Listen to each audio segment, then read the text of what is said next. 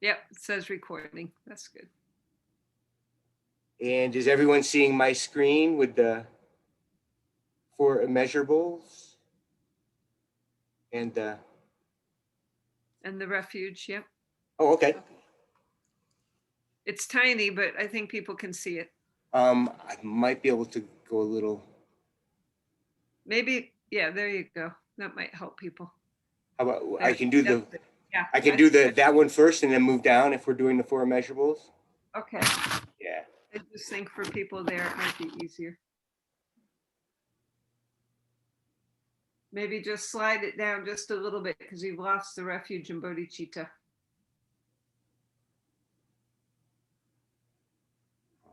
Oh. There you go. That's good. That's good. Okay. Sorry. Yep. Perfect. Okay. Good. Okay, so before we begin, we'll just take a few minutes to create our positive intention, motivation, and dedication. And remember what it is that we're practicing. So, our intention first is really a why. Why do we want to practice? Well, we want to practice to be able to create much more positive frames of mind, much more positive experiences in life based on training our mind into the only positive qualities, which the Buddha said is our true nature of mind. He said there are negative moments that come up, but those only are habits. They're not aspects of mind. The nature of mind itself is radiant and luminous. It's clear and pure, beginningless and endless, and it's non-physical. So it's this kind of pristine awareness that is undefiled. And he said the reason we have suffering is because we have habits that we've created over many, many lifetimes. So even if you don't necessarily hold strongly a belief in rebirth in multiple lifetimes, think of habits that you've created in this lifetime, habits that have been very good and beneficial for you, but also habits that you know are not habits that support you. Some people have anxiety habits or depression habits or anger habits or fear habits. These are just states of mind. They're not actually qualities of mind. They're just kind of habits that have come up from causes and conditions, circumstances, and then choices and reactions that we've taken, probably for many of us from a very young age, that then have kind of hung on in our minds over the course of this lifetime. And the ones that really don't create happiness are the ones that the Buddha called the negative, disturbing kleshas, the ones that we can change because they're not an aspect of the mind. So when we're doing mind training, what we want to practice is creating only beneficial states of mind and letting go of the non-beneficial or the negative states of mind. And why do we want to train? Well, that's our motivation. We want to train because if we create only positive states of mind, only beneficial states of mind, we'll definitely be much happier. Buddha said, not even just happier, you can train all the way up to realize the true clear light nature of your mind, which is completely free of any kind of defiled emotions, any kind of negative emotions. They don't exist there naturally. So he said, actually, if you transform your mind, you can reach this state. And then, thirdly, why or whom benefits. So we have the what and the why, but whom is going to be receiving this dedication of this benefit of this practice? So if an athlete trains to run like, a long time ago, it was a 4-minute mile. Now they're talking about 2-minute miles. When athletes are training to get better and better and better and faster and faster and faster, their motivation and dedication is so that they can break records and they can be the best in the field. They can, do something no one's ever done before. When the Buddha was practicing, his motivation and dedication was in order to attain enlightenment, to find a path that's completely free of any negative emotions, leading to ultimate happiness. That will benefit oneself and that benefits all others.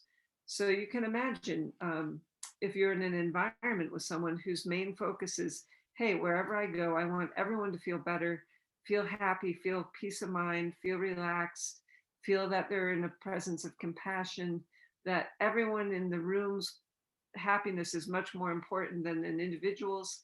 Well, this is how people feel when they're in the presence of a genuine realized master, someone like His Holiness the Dalai Lama or His Eminence Kensor Kapche Rinpoche, Lobsang Seten.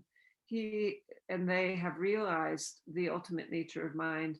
And so automatically anyone who's meeting beings like this, or Geshe Sawang Dorje, they're instantly put in a happier framework because they're in the presence of someone who's spent a lot of time doing this mind training, or also, as we talked about, thought transformation.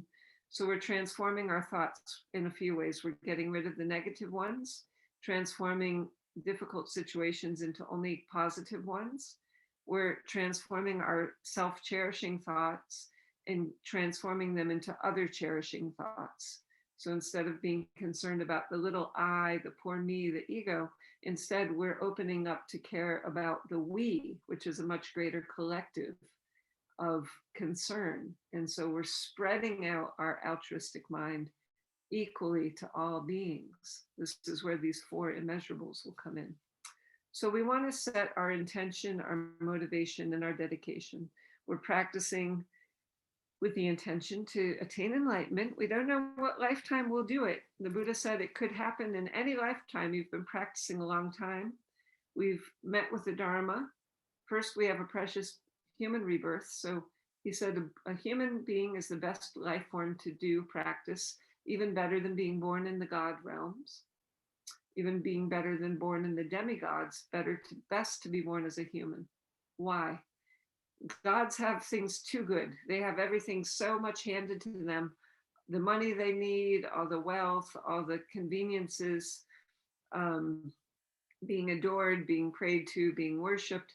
But it's so good for them, they don't realize it's ever going to change. So they don't do anything to create more and more merit, more and more beneficial states of mind. So they kind of use up all their good karma. And then at some point, that God realm, they fall out of it. So you can think of something like the gods of Greece, the gods and goddesses of Greece. For a long time, the Greek civilization was the most powerful civilization. All their gods and goddesses were the most powerful gods and goddesses. Everyone propitiated to Zeus and to all the whole pantheon. They built big worshiping halls to them. Where are the gods and goddesses of Greece today? No one, the poor things, no one's praying to them anymore. They lost their power. So sometimes when we talk about these things, in the West, it sounds a little unusual. What do you mean there's a God's realm and that can change and the God can lose power? But if we think about the span of civilization, surely there have been countless gods and goddesses and things that have been worshipped. Even here in India, there in the Hindu tradition, there's more than what we can even account for, because the Hindu mindset is such that they believe open-heartedly, it's very beautiful. If something brings you closer to your divinity, by all means, you may worship it. So, it takes some unusual forms, but it makes people happy. It makes the society harmonious. It makes people worship and feel closer to their own divinity. So they have enough humility to say, well, we're not going to judge what that might be for somebody. So you find a whole myriad, a whole range of gods and goddesses in India, in Hinduism. But the Buddha was saying, actually, this is not permanent happiness, because if something, even if a god or goddess has a lot of power, they can't establish you in permanent happiness, because they themselves are not established permanently, even in their God realm. So he was saying, with his intention, he's thinking, in my mind as the Buddha, before he became Buddha, I want to find a solution that is bringing us all to ultimate happiness. So he wasn't practicing just for his own happiness, to be free from samsara, from the realm of suffering. He was practicing to find a path, to find a system, to find a way. So these would all be words that you could hear being referred to in Buddhism: a path, a way, a training that definitively would lead us, not just himself, but lead all beings, if they were to follow it all the way, out permanently out of the realm of suffering. And so how do we know it works? Well, he found it. He took the path the whole way. He reached its end to ultimate enlightenment and nirvana. And he wasn't the first and the last one to do it. Many others have done it since then. And so he left a whole training behind, a whole teaching called the Dharma of how we can ourselves find our way to nirvana, to non-changing happiness, everlasting happiness. And so the motivation then is not just for our own benefit, but for the benefit of all mother beings. So if we become very enlightened, if we become very infinitely loving and kind, infinitely loving and compassionate, infinitely empathetically joyful, with equanimity, calmness, serenity, a kind of a grace, then everyone's going to benefit. Whether they believe in Buddhism or not, that doesn't even matter, because if you're in the presence of someone who's attained that state, like His Holiness the Dalai Lama, he's taught and reached hundreds of thousands, maybe even million plus people in his lifetime, millions, and everyone feels better. And if they don't, they might feel a little stingy. They might feel jealous, like, he's just this little old man in robes, like he doesn't know anything. They might have so much negativity in their own mind streams that their heart can't open to receive being with someone's presence who has such genuine altruistic attainments. But for most people who come into his presence, the effect is instantaneous. It doesn't matter if you believe in Buddhism or not. The qualities are there and the benefits are there in the same heartbeat. And so that kind of dedication is only going to create a much happier individual experience as well as collective experience, and a much happier world experience. And ultimately, the Buddha said that all beings will recognize that they have their own Buddha nature and they're able to attain the highest benefits of that nature. So this is why we practice. So maybe some of that sounds too high for where people are at. Maybe some people are just coming into their practice. You just want to be a happier person. Fine. That also is a good aim. That can be a fine intention. I want to feel happier, free of suffering, more empathetic joy. And that you can start with a small, setting a smaller intention. It doesn't have to be this big intention of enlightenment, but for those of us who have been practicing and following the Buddha's teaching, which several of us have been, we should be clear that the aim of our practice, because the first verse of the 8-verse mind training is going to say, with the determination to achieve the highest aim. So the highest aim isn't the daily happiness. The highest aim is actually complete enlightenment. But wherever you feel comfortable setting your own goals, that's up to you. So you decide. So let's just take about 5 minutes to come into our intention, motivation, dedication, whatever that means for us. Just become more present and conscious to the way you're sitting. Maybe adjust your posture a little bit so that your spine is nice and tall, your shoulders relaxed.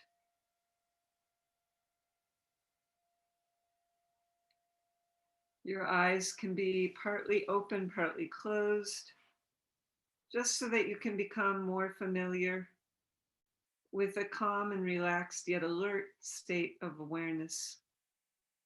If we close our eyes, sometimes we relax and it's really blissful, but we might fall asleep. We might go a little too far in that direction. So keeping the eyes open just a little bit, although difficult at first because we're not used to that, becomes easier. And what it does is it trains our mind, it changes our consciousness to start to be able to come into this kind of consciousness as we move throughout our day.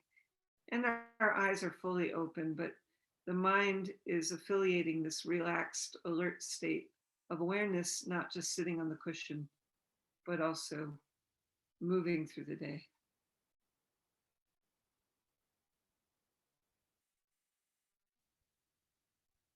So breathing in, filling the body with breath, breathing out, exhaling deeply, letting go of any tension. No tension.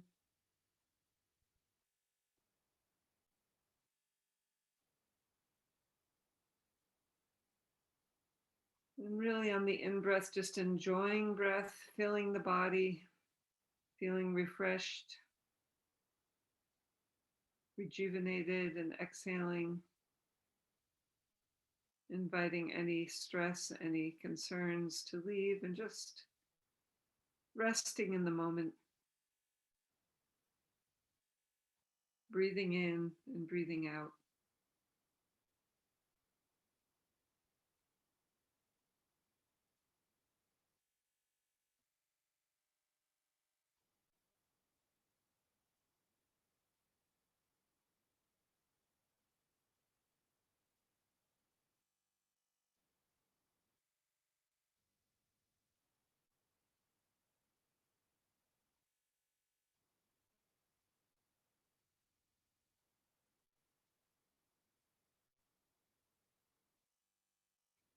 And we can even use the breath on the inhale as a little massage. We can really invite the whole back and chest and the sides of the ribs to open up and expand. And just use the imagination to breathe deeply all the way down the legs into the toes, the lower legs, the calves, the knees, the feet. Just really expanding our sense of relaxation out beyond the physical body.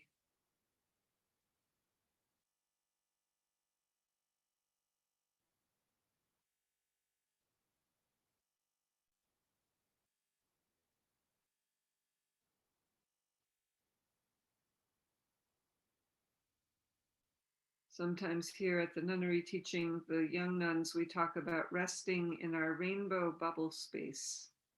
So you can even imagine a rainbow of white and green and red and yellow and blue lights, like a band in a circle all around your body, maybe 3 to 5 feet out from your body, all around you, and that you're just resting in radiant rainbow light.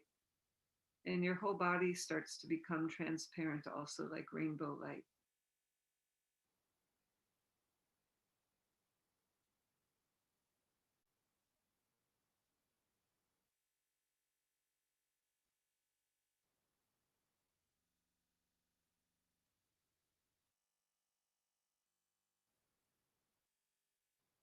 You can dissolve into that experience of lightness if you feel like you need to stay a little grounded. Just every now and then remind yourself of the connection between your seat and whatever you're sitting on.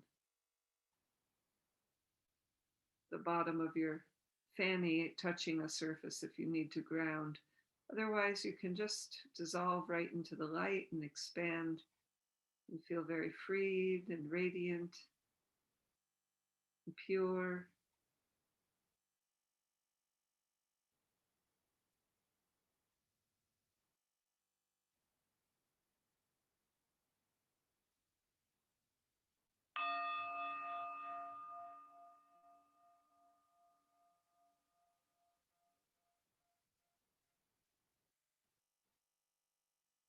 Okay, keeping that pure light mind, we'll come back with our attention to our refuge and bodhicitta prayers and the four immeasurables, but definitely still keep a very open, spacious sense of awareness that's relaxed yet alert. We don't need to tense up, we don't need to effort our practice. We want to just hold space for insights to arise and for joy in our hearts to fill us so that we really feel how wonderful it is that we're here together to practice the Dharma, to understand it more deeply, and to embody it more practically so that we really benefit moment by moment by moment. So our refuge in bodhicitta we'll say twice in English and then I'll say once in Tibetan. In the Buddha, Dharma, and Sangha, until enlightened, I seek refuge. Through merit from giving and the rest, to aid all may I become Buddha. In Buddha, Dharma, and Sangha, until enlightened, I seek refuge. Through merit from giving and the rest, To aid all, may I become Buddha. Sangye chodan soki chognam na jangchu bardu dagni kyapsuchi dagi jinsoki pesonam ki jola penjir sangye drupar sho. And the four immeasurables. May all sentient beings have happiness and its causes. May all sentient beings be free from suffering and its causes. May all sentient beings never be parted from sorrowless bliss. May all sentient beings abide in equanimity, free from bias, attachment, and hatred. May all sentient beings have happiness and its causes. May all sentient beings be free from suffering and its causes. May all sentient beings never be parted from sorrowless bliss. May all sentient beings abide in equanimity, free from bias, attachment, and hatred. Samchen tamche de wadang de wake you dang dem part your cheek. Samchen tamche dugnel dang gig you dang dra ward your cheek. Samchen tamche dugnel me pe de wadang mi dra ward your cheek. Samchen tamche ne ding chak dang ni dang dra we tang yom la ne part your cheek.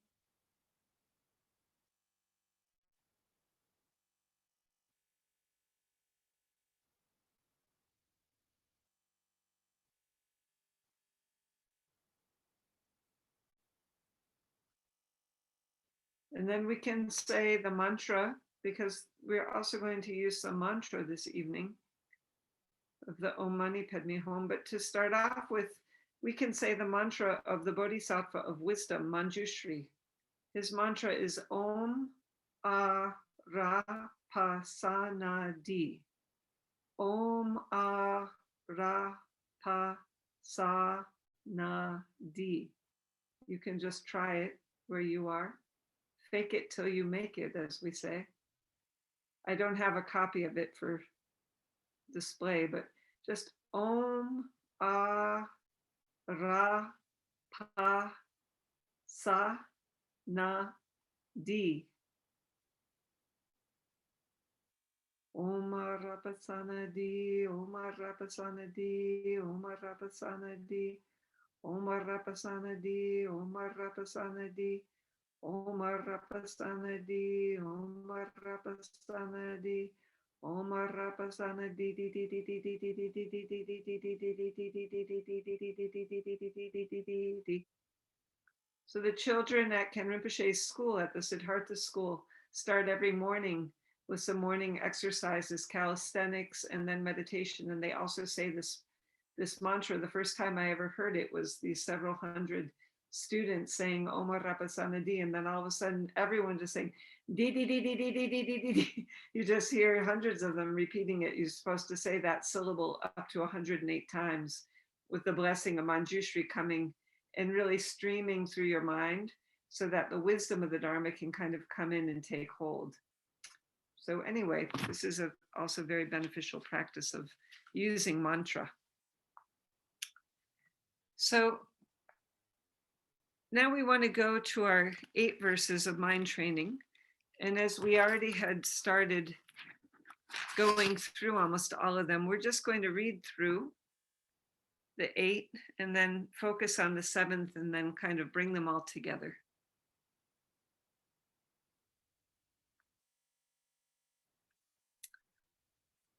We'll just wait 1 minute while Dave is able to find them.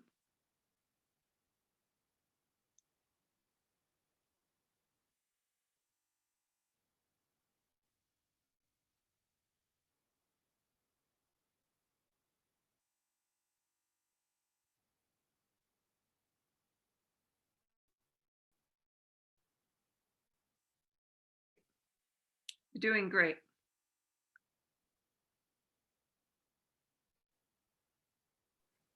Not sure why it's formatted that way, but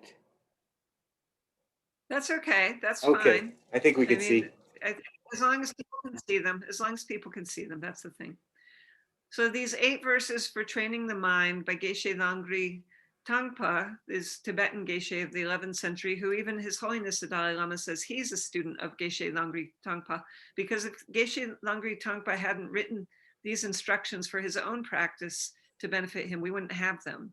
But because he wrote them for himself, and then he thought maybe they'll be beneficial for others, they kind of got kept as a, part of the Tibetan training of the Dharma, and that's why we still have them. So even His Holiness the Dalai Lama uses these for his practice. He says them every day.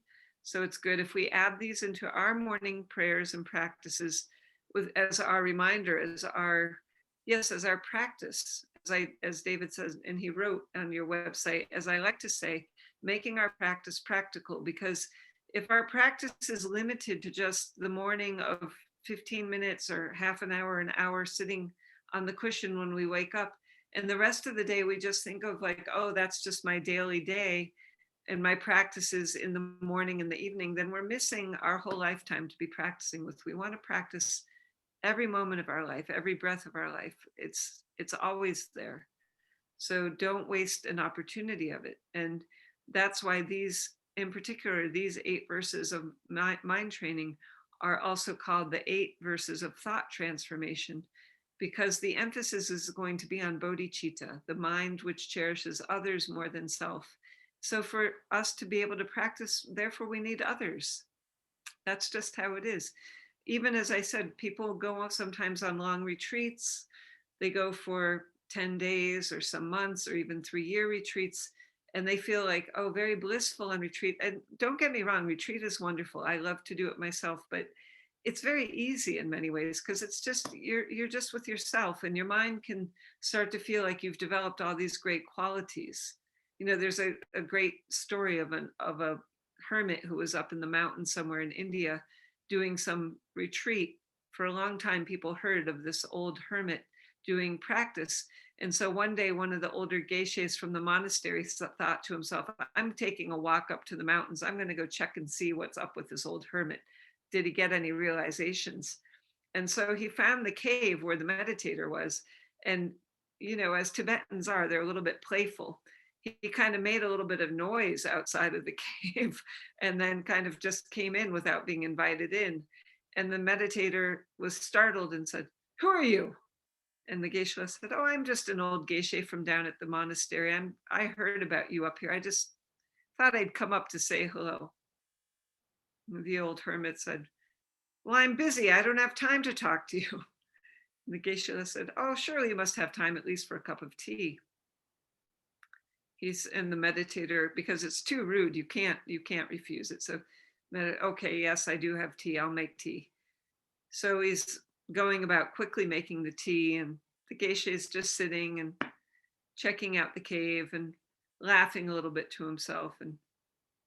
And the old hermit says, "What's so funny?" The geisha says, "Well, it's a nice enough cave, but what have you been practicing up here anyway for all these years? I mean, truly." He says, "Well, I'm practicing patience." And the geisha says, "Well, how's that going for you?" Because he's noticing that this hermit seems anything but patient. He can't wait to kind of get rid of him. He's a little bit rough with him and gruff on the greeting. He says, "Well, very good. I feel like I'm getting somewhere finally, but you came along and disturbed me." At this point, the geisha is laughing. He's fallen off the stool. And now the hermit's completely enraged. He says, "Yeah, I don't think I'm going to serve you tea. Why don't you get out of here?" And then the geisha said, "Well, tell me, my friend, really, truly, honestly, how is your meditation on patience going?" So, this is the whole point, is that we can delude ourselves into thinking, oh, I've attained, I'm realized, I'm there. But we have to meet someone just to show us truly, is that accurate, or are you off on some of your own egoic trip now because you've been living in solitary peace for a long time, which the Buddha warned against. He said, yes, solitary retreat sometimes, but the danger of solitary peace is that you may think that you've attained enlightenment, but you're moving yourself further and further away from it, like this old hermit, spending how much time up there, really wasting his time. So the Buddha is saying, look, we need to do a good blend of practice, but we need others to help us see and realize, where is our practice at? Where is our practice at? So this is what I mean when I say the rubber hits the road. In this case, our day-to-day life, no matter whom we're living with, if we have a marriage and a partner, if we have difficult neighbors, if we live in a community of over 100 nuns, some of them very young, knocking on the door and coming right in at whatever hour, doesn't matter. I mean, that's our practice. Or, serving a master who needs our help at whatever moment, and being readily available no matter what else is going on. That's where you can check up on your mind. How is your mind handling, when things don't go according to plan? How's your mind handling when they do? Are you still alert? Are you not like easing into just coasting? Are you still able to maintain the view and the altruistic mind of bodhicitta, of cherishing others more than self? So this is what we're training, is the thought transformation, is to truly be of benefit and service to others without selfish concern, but by doing so, we ourselves benefit. So these 8 verses, so how do we do that? Then we have to train the same way. How does a sprinter break the 4-minute mile to get to the 3-minute mile? Hard training, but in our case, much more beneficial, because this mind training will be with us. The Buddha said, all the way up until enlightenment, it will never fail us. So if we make progress in this lifetime, and then we give up on our practice for a year or two, our practice will still be there waiting for us. We won't have backslid into bad habits. We won't have made improvements if we stop practicing, but we won't lose what we've learned. However, the good news is, if we keep practicing, we'll get better and better and better. And then in one lifetime, whenever that timing is right, and we've really maintained our practice and completed the perfections, we'll attain enlightenment. And in that moment, that's when we'll realize the importance of 7 of the verses focusing on bodhicitta, the active, compassionate display of activities in the world for the benefit of beings. And then only 1 verse focusing on the wisdom of the emptiness, how things really exist. So we have to train. This is what the Buddha did himself to get there. He didn't just get born with all the insights and qualities and realizations. He trained and he gained realization. So we say we have to gain realization. We gain realization through practice. And the good news is, we all are capable of practicing. So we should feel very confident that every time we sit down for a teaching, every time we sit down to do our practice, whether it's meditation or mantra or prayer, every time we bring to mind the Buddha's teachings, the Dharma, this is practice. And this is bringing us one step closer to purifying, getting rid of all the bad mind habits, and only having all the beneficial ones. Life becomes happier and happier and happier. Then no matter what arises, we're able to meet it with total equanimity, with a very warm heart, without clinging to, I want this, I don't want that, without ignoring others, I don't care about them. So it's very how beautiful and how wonderful it is. So the first verse, with the determination to achieve the highest aim for the benefit of all sentient beings, which surpasses even the wish-fulfilling gem, may I hold them dear at all times. Second verse, whenever I interact with someone, may I view myself as the lowest amongst all, and from the very depths of my heart, respectfully hold others as superior. Third verse, in all my deeds, may I probe into my mind, and as soon as mental and emotional afflictions arise, as they endanger myself and others, may I strongly confront them and avert them. Fourth verse, when I see beings of unpleasant character, oppressed by strong negativity and suffering, may I hold them dear, for they are rare to find, as if I've discovered a jeweled treasure. Fifth verse, when others out of jealousy treat me wrongly with abuse, slander, and scorn, may I take upon myself the defeat and offer to others the victory. Sixth verse, when someone whom I have helped or in whom I have placed great hopes mistreats me in extremely hurtful ways, may I regard that one still as my precious teacher.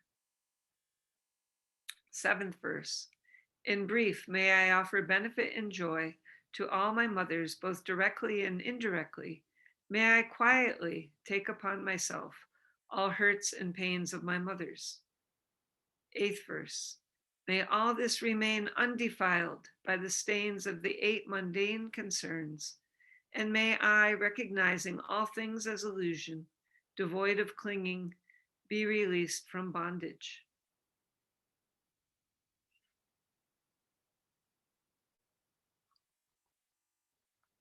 So, the very first session 4 weeks ago, we started with this last verse first. Now, why? Because verse 8 is actually talking about what's called the view in Buddhism, the view of emptiness, meaning the way things appear to exist is not the way things really do exist. So we appear to be this independent I, just singular. We're trained in Western culture to believe that. We're trained by people who believe that. We're trained in a view that thinks being competitive and being aggressive and taking care of an independent I is the right way to live in life. But the Buddha said, actually, this is all wrong. This is what he called a wrong view. He said, if we look a little bit more carefully at this I, for the solid sense of this idea of something that exists independently, that we come to identify with as ourself, we really can't find that one. We can look in the body. Is the body I? We can look just at the mind. Is the mind I? Well, if it's both body and mind, then it's beyond just a singular I. Then it starts to come into more than one thing. Is there some soul that's out there that's going to last outside of this experience? Is that I? The Buddha looked for all these things and he said, actually, I don't find something that exists the way maybe I appear to exist. I, the Prince Buddha Siddhartha. He said, when I look more carefully, the actual name that I use as I is something that's describing many, many, many parts that come together to create an appearance of an individual, separate, unique self. But if I look more carefully, deeply under that appearance, I start to investigate it. And this is what he wanted everyone to do. He said, the way I investigated the nature of reality, I want you to investigate my teachings. I want you to investigate the nature of the reality. I want you to deeply understand for yourself. Don't believe it just because the Buddha said so. Don't believe it because anyone said so. Look for yourself. So if it makes sense to you, keep it. If it doesn't make sense to you, leave it alone. So that to me is a wonderfully confident statement of a teacher to say. That means the teacher believes that anyone listening to the teachings has great wisdom and capacity to discover truth for themselves, not trying to tell you what to believe. Most of us were raised by a society that was telling us what to believe. We weren't really asked to question too much. You go to grade school or kindergarten, you're right away starting to be trained and taught in ways that all the other people from that culture and that society are experiencing the reality. And so it's not really possible for people who don't believe in a different way to teach you something that they don't know themselves. So often, like when I teach in the schools in Maine, the students ask, why haven't our teachers or our parents taught us about meditation or how important breath is? And I said, because no one really has taught them. So if you haven't been taught that and you don't know it, you can't share it, you can't teach it and pass it along. So the Buddha discovered these things for himself. And then he didn't say, this is the way things are because I found them to be this way. He said, this is the way things are. I did find them to be this way, but why don't you check up and see what you think? So verse 8 is talking about this deep view of how things exist. And the word I is in it in the third line. May I, recognizing all things as illusion. devoid of clinging, be released from bondage.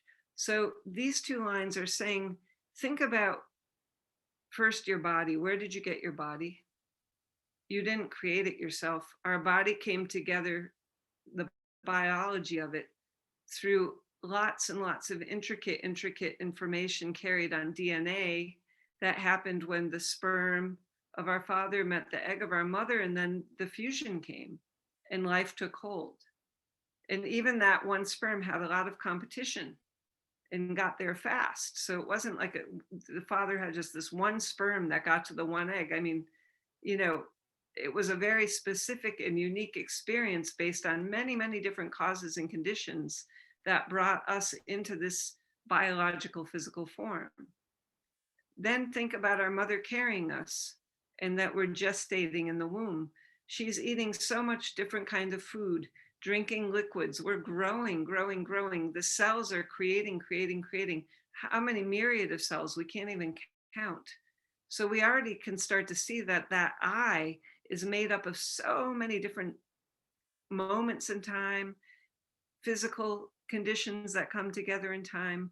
And then most importantly, from the Buddha's point of view, the consciousness. What kind of a consciousness have we created? That's also going to be based on causes and conditions. What kind of consciousness from our last lifetime were we working on? Were we working on an elevated consciousness, one that was going for enlightenment, going for highest qualities? Or was it a consciousness trapped under ignorance, not able to see the true nature of the reality? That's also based on what we're doing with our body, speech, and mind. So he's saying, recognizing as all things as illusion, meaning the way we exist is really different than the way we appear to exist. So there is an I that we can talk about. There is a Tenzin Dasel by name that we can talk about. But, you know, some of you met me before I was named Tenzin Dasel, and the name I had was Lisa. So, you know, am I a completely different person? Well, by all essence of appearance, it seems like it. My haircut's quite different. My clothing's quite different. But you might say, but your voice is pretty much still the same, and your smile might still be the same. Your eye color is still the same. Your height is more or less still the same.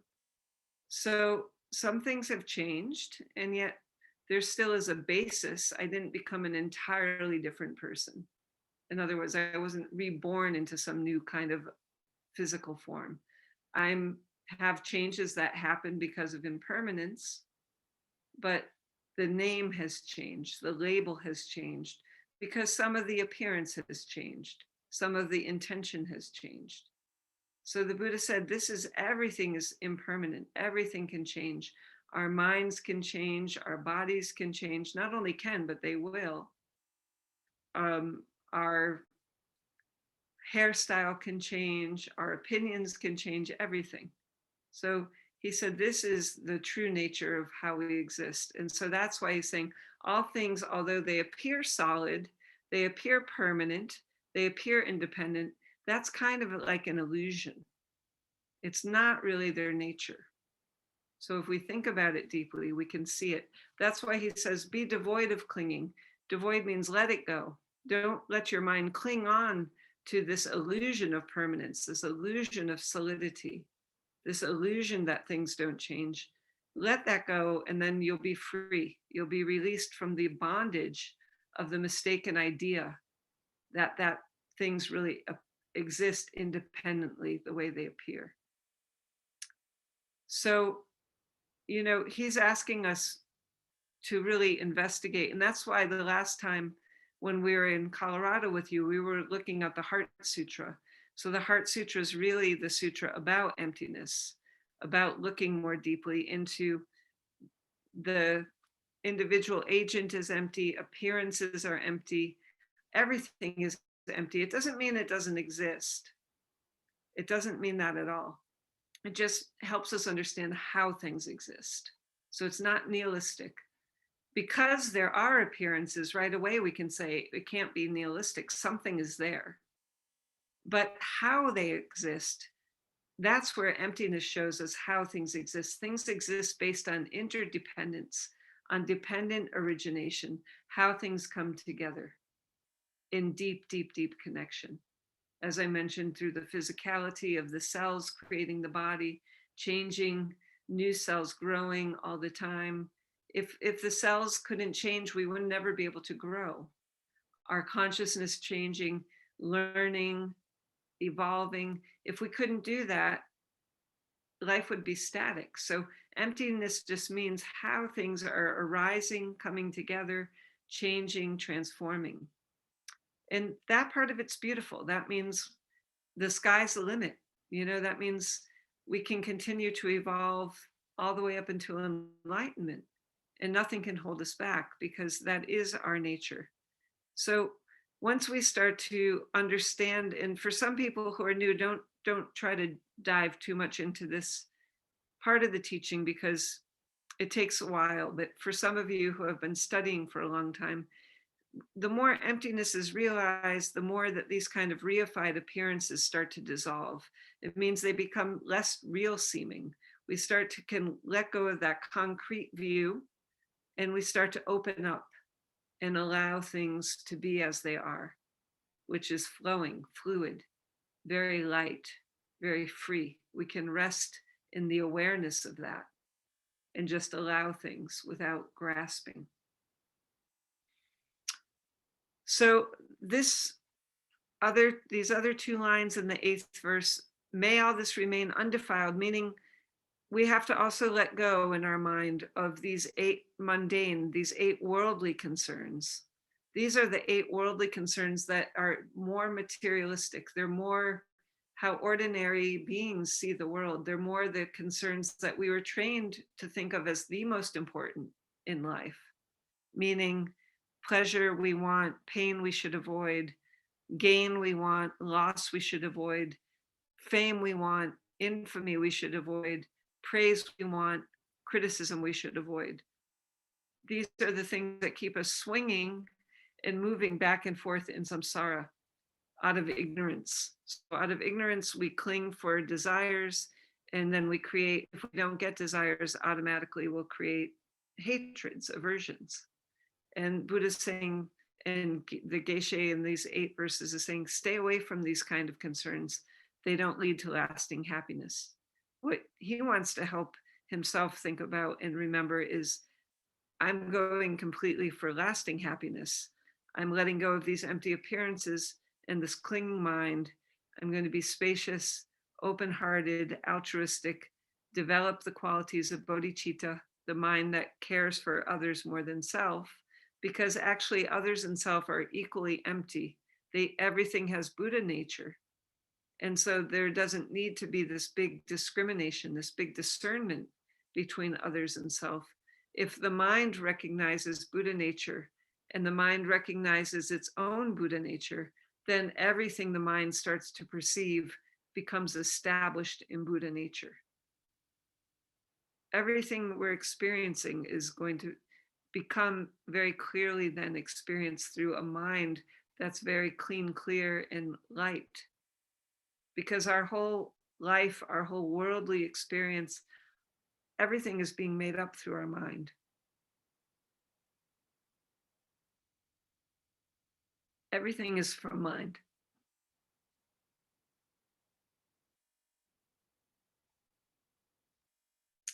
And this is really important because it makes us question then, if we're trained by others whose minds didn't have that view, then it would become more difficult to understand this. And this was the state of affairs before the Buddha gained these insights. He came into a world that was very much set up very rigidly around caste system in the society, untouchable caste of people, women's conditions completely abhorrent, no power,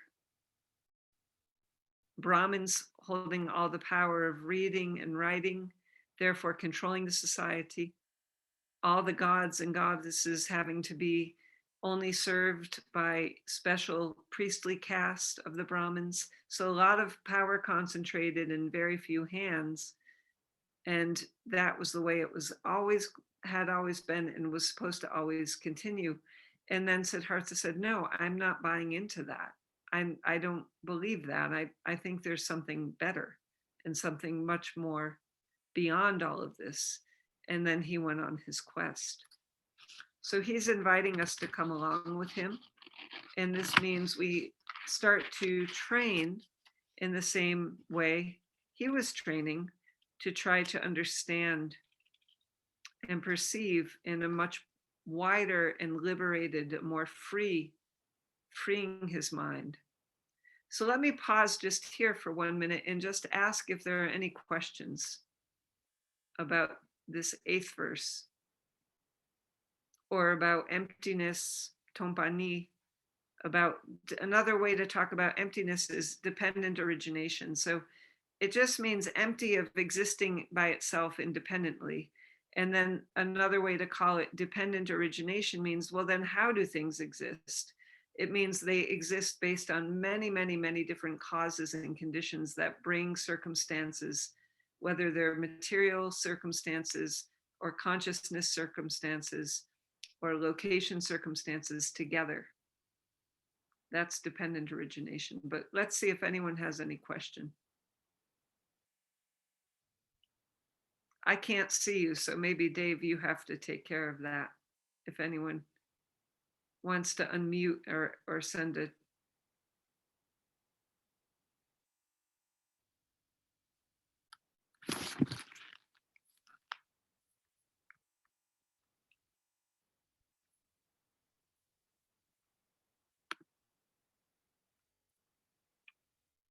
No questions? Okay, then I'll just keep going. I'm gonna, I guess, take that as, shall I take that as a sign that I should just keep going?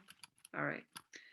Okay, so the 8th one is very important, and that's based on the emptiness, but the other 7, the 8th we could call the view, but the other 7 are bodhicitta. So this mind that's actually developing itself to be able to transform and be able to practice with others, developing qualities. Okay, there's one question here, sorry, before I move on now. Suggestions, please, for further study on emptiness. Yes, very good. Thank you for that question, Gail. So I would say Heart Sutra. So go over again the Heart Sutra. His Holiness the Dalai Lama has a great small book on the Heart Sutra. That's the best way to come into emptiness. Writings by Nagarjuna, the Mulya Madhyamaka Karika is very good. Nagarjuna, that's a little bit more heavy. So I would still say start with the Heart Sutra. For those of you who have some Heart Sutra, go to Nagarjuna. I'll type it here so you can have it. Maybe it's easier.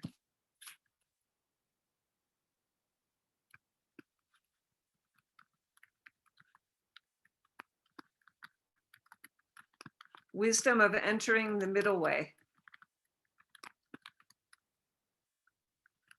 And His Holiness, the Heart Sutra. Those will be the best. Start first, though, with His Holiness and then go to Nagarjuna, because Nagarjuna, he's an amazing philosopher from the Nalanda Buddhist tradition. But I think the Heart Sutra will soften your mind a little bit, and then you can receive more of how Nagarjuna, he's going to kind of argue it back and forth a little bit, like a debate about really discovering this emptiness. So I think those would be good places to start or to continue. Yes, good, great, thank you. I love to get questions, so you can ask at any point, but I'm going to try to stop in between, and then if there are no questions, we'll just continue. So once we have the view, it doesn't, and the other thing is we don't have to have the view all settled out. We can just be practicing all of these verses, and as things start to clarify, it will go better and better. So Don't feel like you have to understand the Heart Sutra or emptiness before you can use these trainings. It's not like that. These other seven, especially, are based on day to day kind of interactions with beings. So, as we mentioned with this hermit and the old geisha visiting him in the cave, we need others to practice with. We need, this is interdependence. We need others to see how are we doing in our practice. So others become very precious to us because without them, we won't be able to develop these qualities. Without others, we can't have an altruistic mindset because we need others to feel altruistic towards. We need others there who can both bring us benefits in life. Others benefit us in so many ways. The beings who build the roads, build our cars, make our clothing, grow our food, work in the grocery store selling the food, so many ways we can't even count them. So it doesn't matter if they want to benefit us or not, they do benefit us. And they benefit, even the difficult ones benefit us because without people who are impatient, who tell lies, who do negativities, well, they benefit us how? Well, they show us, first of all, that those are not good ways to be living on the planet. But secondly, they give us the chance to practice compassion. So without judging the person, we can judge the activity and say, wow, those are really not good activities. May you be free of those negativities because those beings that practice that are not happy people. They might think they're getting away with something for a little while, but in the long run, their lives often prove it out in the end that karma catches up. And even if it doesn't in this lifetime, as Buddhists, we believe in beginningless and endless life. So it's sad because the karma will catch up. And if it's negative activity, it can only be negative karma until it's been purified. So we're dependent on others. We hold a right view that the way things appear is different than the way things exist. And these two are very, very different. And so then we start to see how our own projections of consciousness are so important to our happiness. If our own projections of consciousness are pure and clean and clear, and in the aspect of Buddha nature, then our world transforms the only way it can from the inside out. No one else can really change our mind from the outside. We all know this. We ourselves alone can change one being, this one. But if we change this one properly, then everything changes. Everything changes. And so, even in the midst of great difficulty, someone like His Holiness the Dalai Lama, who's lost his country, lost his home, his patala, that he was working on for many, many lifetimes. The fifth Dalai Lama built the patala, and the 14th Dalai Lama had to leave the patala behind. So he lived there many centuries, not in the form from this lifetime, but the consciousness that was involved with creating the patala and then inhabiting it and carrying the Buddhist teachings forward. That started in the fifth lifetime in the 1600s. And then in the 1900s, he had to leave. So he lost everything, but he's still happy. He doesn't hate anybody. He's not begrudging anyone. He understands the reasons why these things happen because of the realm of suffering, because of the realm of samsara, which is based first on ignorance, then ignorance creates attachment, and then automatically from ignorance and attachment, hatred and aversion arise. And so he understands that, and through great compassion, wanting beings to be free, he's much more concerned of freeing the suffering minds than he is about hanging on to the material property of the building. I know he would like to go back for sure to visit Lhasa in the Patala, but he doesn't talk much at all about that. He talks much more about how happy he is now that, about 400 million Chinese are following Buddhism now. So he's much more vocal and public about his rejoicing about that than about pining to go back to visit. Although he does express that he'd like to, before he finishes in this lifetime, be able to go back for a visit.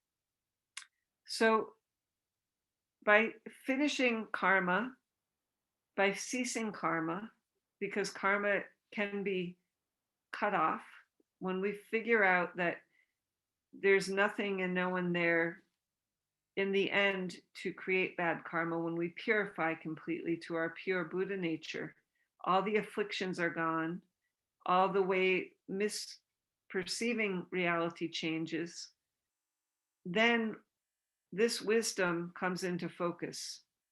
This wisdom of how things exist, this emptiness of inherent existence.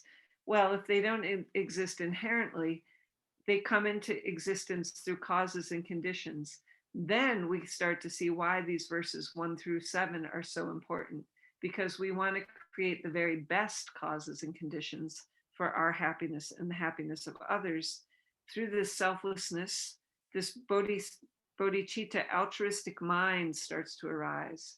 We say, aha, now, because I know karma does matter in the sense of making good choices, positive states of mind, always benefiting, never harming.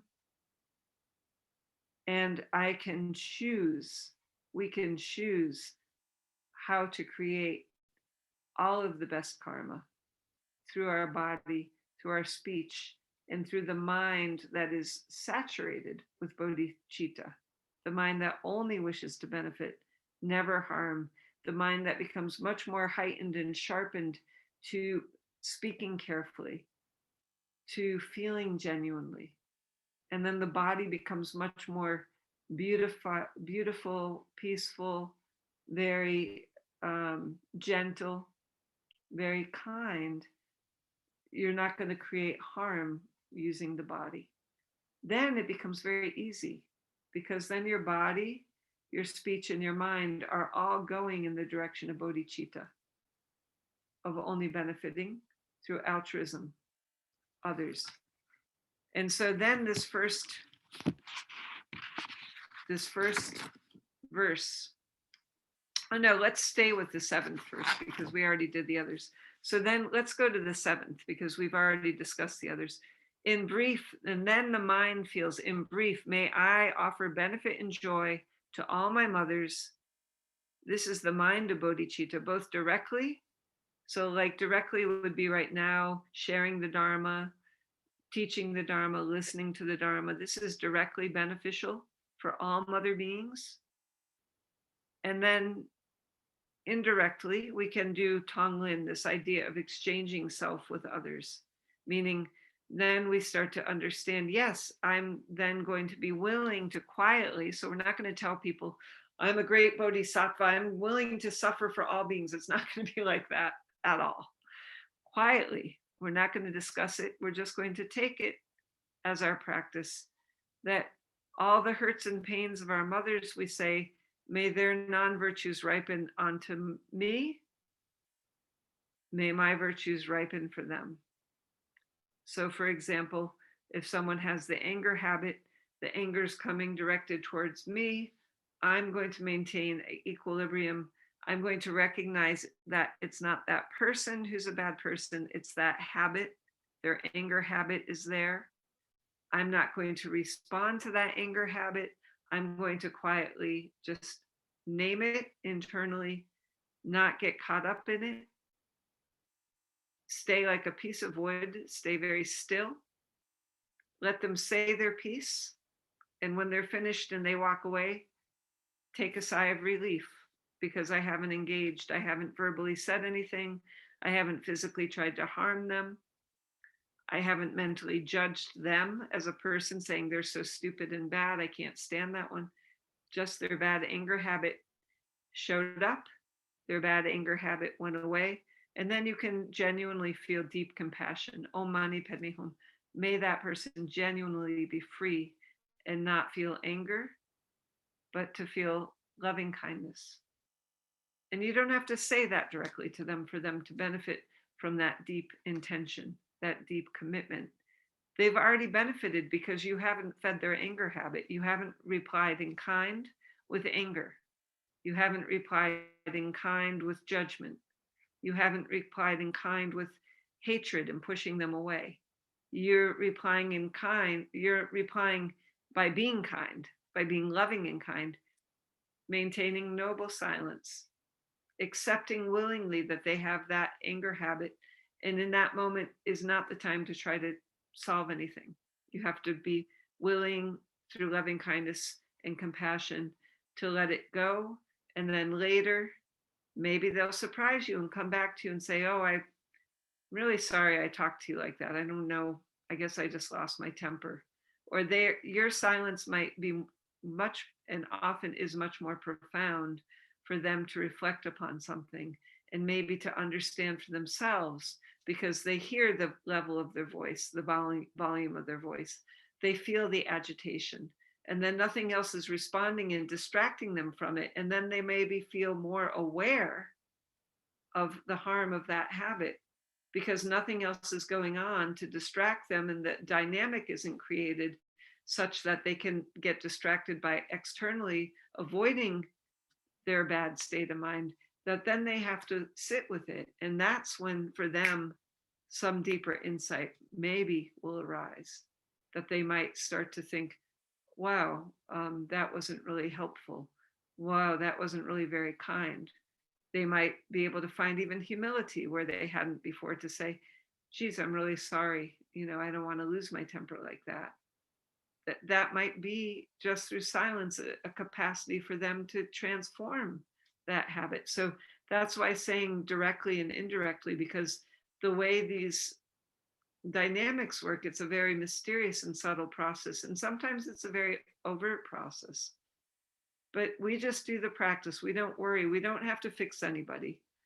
Our purpose in our practice isn't to try to change them, it's to try to change our own habits, to try to hold our own minds steady, genuinely loving and kind, genuinely compassionate, genuinely full of equanimity. We don't have to worry about changing them. We're offering benefit and joy by just taking care and attending to our own, the only thing we can attend to, our own state of mind.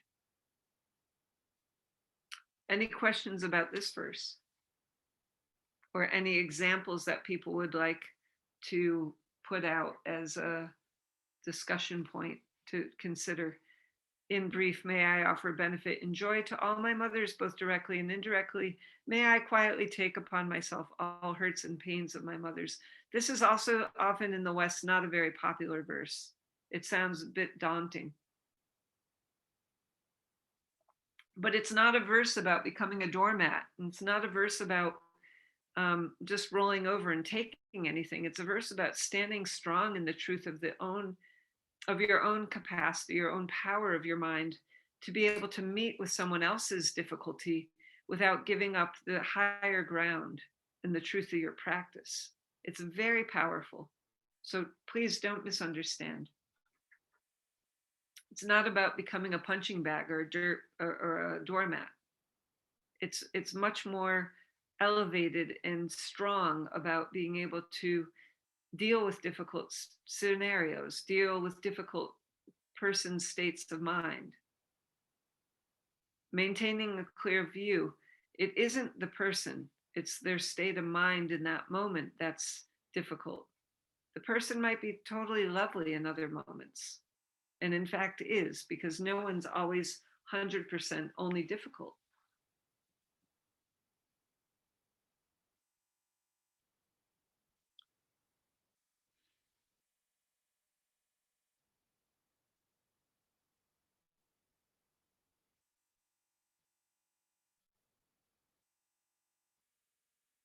So no questions on that one?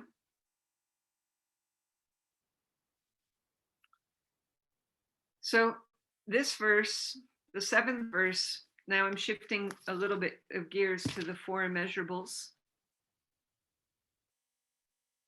This one, in a way, really works with empathetic joy.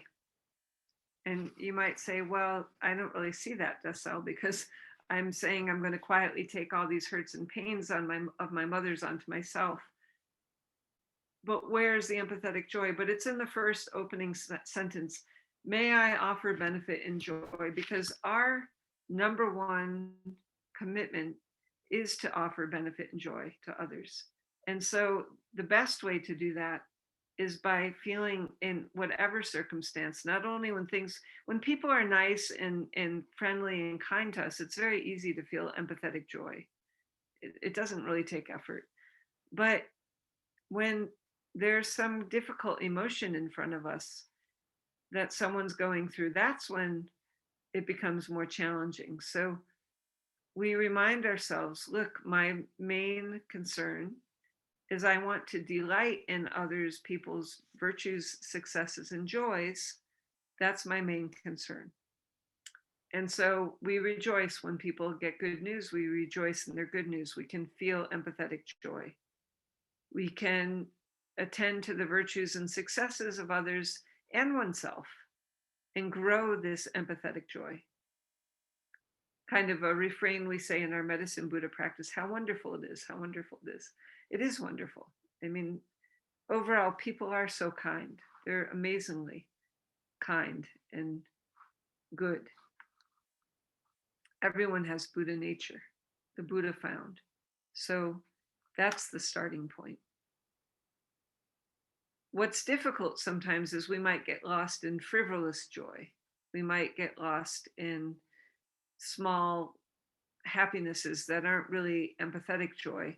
They might be, our team won the Super Bowl this year. That would be a frivolous joy. It's not bad to feel happy about it if you like football and that makes you happy, but you can see it really, how does that really help you in the long run? It doesn't. It makes you feel good for a little bit, but that Buddha called that a kind of frivolous joy.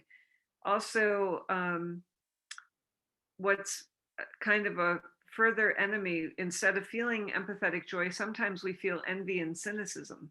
We feel jealous, and then we get cynical and envious, and that's very negative, and that creates very bad habits and keeps us from being able to experience empathetic joy.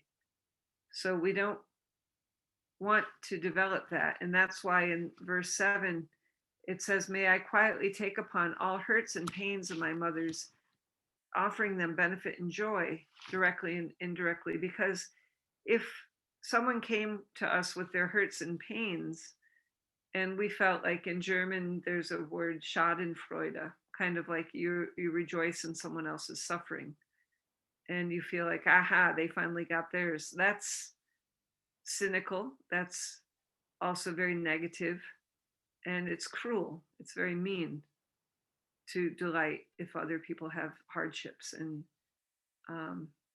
it's very cruel to delight in the sense of you can't wait till they get their retribution, that they have it coming to them. More, we want to feel how sad that they made, unskillful choices, and that now they've created situations in life where they're having to be held responsible for those choices. Doesn't mean we don't think that people should have to do, we have to take care of our karma. If people have committed crimes, there has to be restorative justice. They have to do things, they have to make amends to be able to learn how to make better choices. So that does come around, but we don't have to feel good about that. We don't have to feel like, that we're kind of rejoicing in them being punished. That's not good. So there's a reduction of envy and cynicism. And the way that we kind of protect this empathetic joy, this ability to offer benefit and joy to all mothers, both directly and indirectly, is through loving kindness. And so, there's a lot of wisdom in this, because through loving kindness, well, sometimes we always say you always can catch more flies with honey instead of vinegar. But through loving kindness, you can actually help people to open their hearts to want to learn a better way to be, to want to learn how to be able to delight in other people's virtues and successes and joys, to want to learn how to become a happier person, to become a more productive and a more genuinely kind person. So empathetic joy is beneficial to oneself and to all beings equally, because by genuinely being able to embody that and feel that, you're genuinely able to help others do the same. If someone,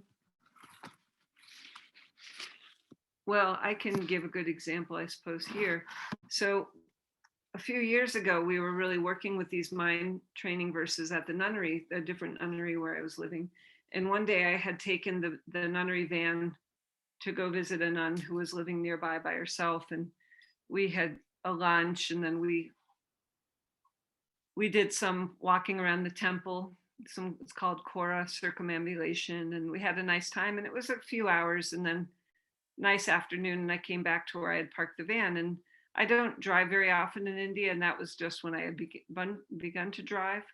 And so I had kind of focused really carefully on parallel parking. And in India, we drive on the other side of the road, and the van had this steering wheel on the other side of the car, and this whole stick shift, you're shifting with your left hand, and the clutch is totally, everything's totally opposite. So it was a good mindfulness training in that aspect. However, I ended up parallel parking very nicely in front of someone's gate, and the gate had a big sign on it that said, "Do not park here." And it said it in English. It said it in Hindi. I don't think it said it in Tibetan, but it said it in two languages, and it said it very obviously for someone other than myself who would have been looking to see it. So I did park there. And as I said, we were gone for some time. So here I come back from these few hours of this lovely, peaceful afternoon with my nun friend. I'm getting in the van and unrolling the window. Little Indian lady comes out, screaming at the top of her lungs.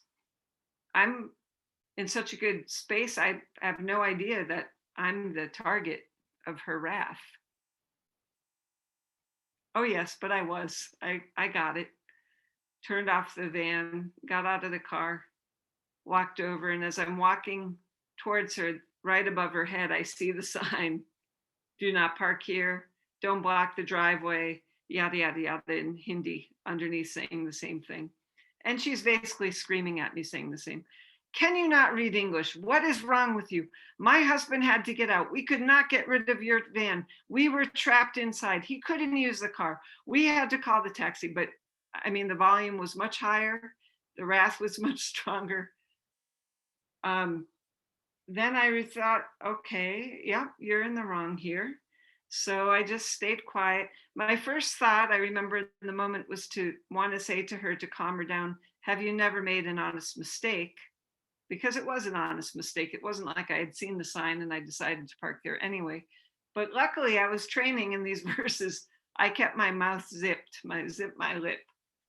And so she, at this point, had already called me like into the little enclave of her grounds where she was standing, and told me how they had called the police and the police would come. I knew that wasn't true because the police in India wouldn't come for such a thing. But I genuinely did feel badly because I had blocked their driveway, and I took her being upset as real. There was no faking it.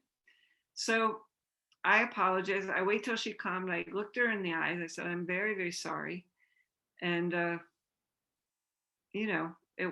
really just didn't see the sign, and I'm sorry. And she had mentioned, and my husband had to take a taxi, and he had to pay 400 rupees to take the taxi. So when she had mentioned that, my hand had already gone into my bag, and I had pulled out my money. And then when I was still looking at her in the eyes, I took a $500 rupee note and said, "I really hope you'll accept this. And I hope that you'll give me one thing back." And I think she thought maybe I wanted 100 rupees back. She said, "What?" I said, I apologize. I would like your forgiveness." She said, "Oh yes." She grabbed the 500 rupees, said, "Oh yes, it's okay now." Big smile on her face. So, that's not the best example, because I really had actually done something in that case that really was at fault to disturb her mindset. A better example is when you really, I don't know. I mean, you could in one way say that you're never really at fault for someone's anger, But you can say there are moments in life that arise that things become uncomfortable because of something we've done or something we've said, or maybe someone thinks we've looked at them in a funny way that triggers some kind of reaction. So we don't, I'll say in my case, we don't have to try to make it all right by getting off the hook. Like my first instinct was to try to say to her, look, have you never made an honest mistake? Which would have been my mistake, because then I'm shifting the whole blame from taking responsibility for what I did to just trying to calm her down, which is like, oh, let her be upset. She has a right to be upset. She is upset. Why try to change that? Like listen to her being upset. But then to de escalate it by saying, okay, she mentioned that they had to pay 400 rupees, so let's give her this to make amends. And then let's genuinely hold eye contact and say, yes, I am sorry. And now can you let it go? Can you forgive it? Forgive the situation. Yes, she was able to do that. And then the Hindu people, the Indian people do this little head wiggle, like, okay, all's good, all's good, it's good, it's good, like that, and they mean it, and it can shift in a heartbeat. So, we can practice all the time. And in this case, in the seventh verse, I was glad, that I could offer her benefit and joy, and also that I could quietly take upon her hurts and pains without trying to defend, but then that was helpful because I could see my habit of wanting to de-escalate first by trying to explain it, like to say, look, there was no intention here. Can't we talk about this? That's my old habit from a long time ago. So that was good to be able to see that. And it still is a habit. Whereas the nuns here, they might just freeze and they're not going to try to explain anything. If a senior nun comes and scolds the junior nuns, they're not going to try to say, oh, but we were just da, da, da, da. They'll just freeze and they'll just be silent. And it's very powerful to see how effective that is. It's like just allowing someone a voice to express whatever's going on for them without responding or reacting to it. And then it's over. It doesn't go anywhere. It's over and done. And maybe in the next minute or two, everyone's laughing again. So it's a very effective technique and training, but it does take practice. So we have to figure out our own level of how we can bring this into our own practice. But the first is the intention to always offer benefit and joy. That means to always practice at your best to be loving and kind. Again, it doesn't mean you stand there and if someone's really aggressive and they really feel like you're in harm's way, then run away, or walk away or move away. But if it's someone you care about and someone you're going to see again, hold your heart open and see clearly that it's a bad habit that's been in front of you. It's not the way the person always is. So it's better if we try to start with some small. Okay, I'm going to read, someone's got a little comment. It's better if we try to start with some small situations that are things that we're familiar with. Okay. Okay. So I hear the benefit of practice leading to restorative justice in your rupee story. Yes, I've always been really a big believer in restorative justice because of studying Gandhiji, and his principles of his movement were based on ahimsa, nonviolence, and karuna, compassion. And so when I was a young girl, when I was about 10 or 11 or 12, and I was really interested, I forget, I think the movie of Gandhi came out in around 1980.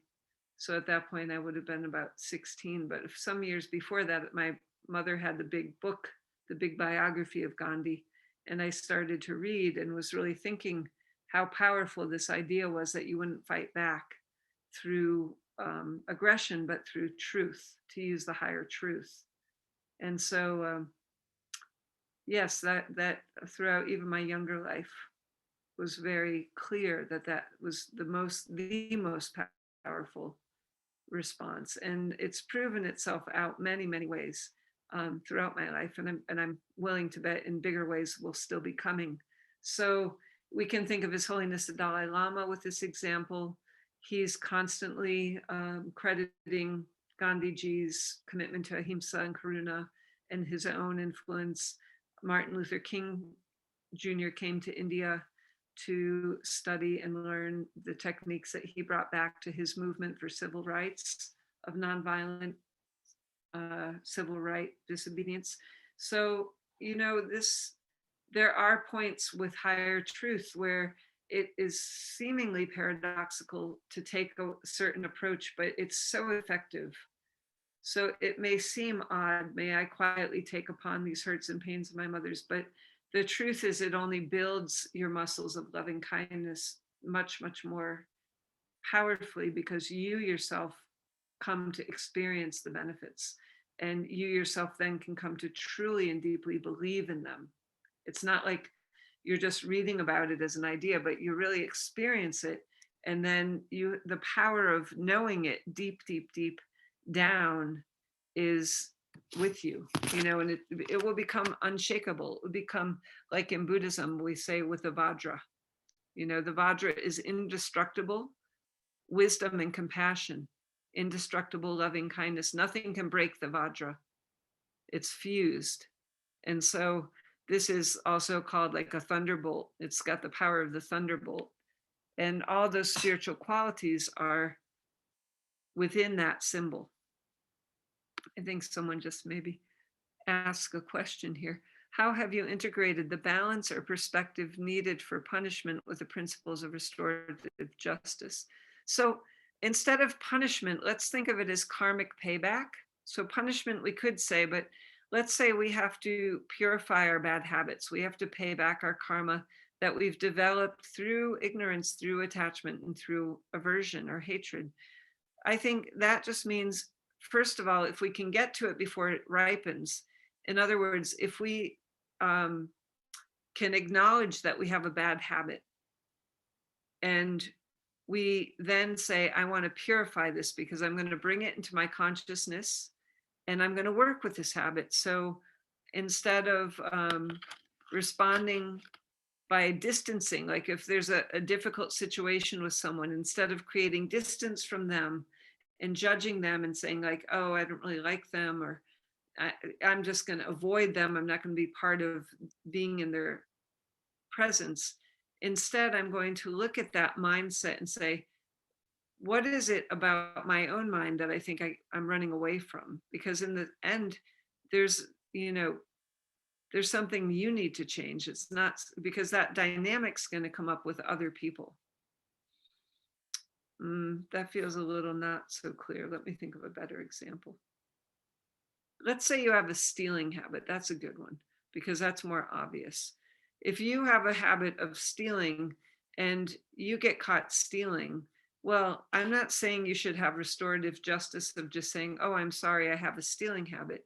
What I'm saying then is you have the opportunity to think of, well, I got caught stealing. Let me think of like the kids that I worked with in the prison system in Maine. Well, I got caught stealing and now I have the chance to pay back to society by saying, not only am I not going to steal anymore, I'm willing to accept that I did something wrong. And now I'm giving something back by learning a new way with all of my heart to become a better person, by understanding how hard people work for their items. And when I get out of here, I'm going to learn instead to work hard so I can do and acquire things in the right way by purchasing them for myself. So that would be an example by telling the kids who are in the youth prison, look, you did something wrong, you have to accept it. Yes, maybe it feels, of course, for teenagers or for anyone to be incarcerated as punishment, you've lost your freedom, but it's right that you lost your freedom because you can't be trusted. If you can't be trusted and you can't respect how hard others are working and taking care of their lives, helping you in different ways that you might not have thought about it.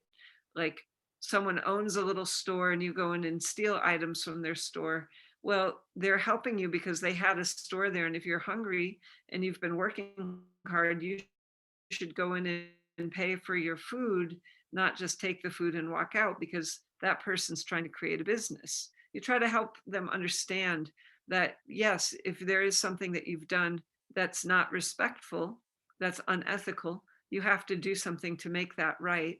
But by doing that, you're restoring your own dignity, you're restoring your own confidence in your own self. And now we can feel more comfortable in you as a person being a good ethical person.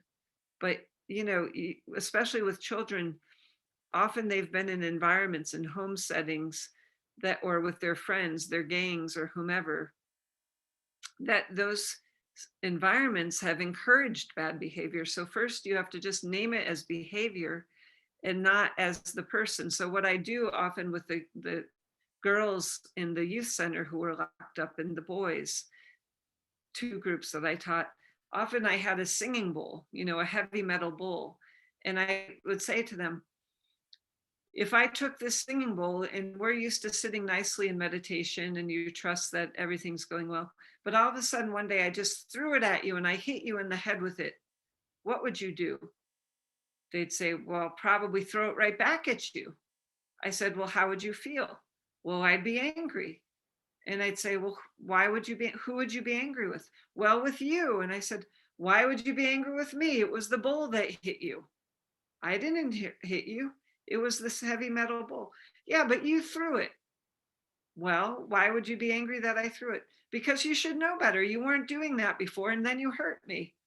Well, that's how people feel when you do things. Your actions hurt others. Doesn't mean you're. Then I said to them, does it make me a bad person all of a sudden?